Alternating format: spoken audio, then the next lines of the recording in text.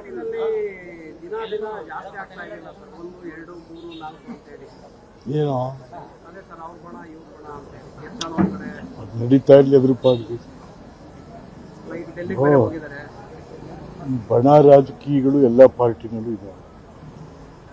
ಅದರಿಂದ ರಾಜ್ಯಕ್ಕೂ ಒಳ್ಳೆಯದಲ್ಲ, ರಾಜ್ಯದ ಅಭಿವೃದ್ಧಿ ಆಡಳಿತದ ಮೇಲೆ ಬಹಳ ಪರಿಣಾಮ ಬೀರ್ತದೆ, ಯಾರಿಗೂ ಒಳ್ಳೆಯದಲ್ಲ.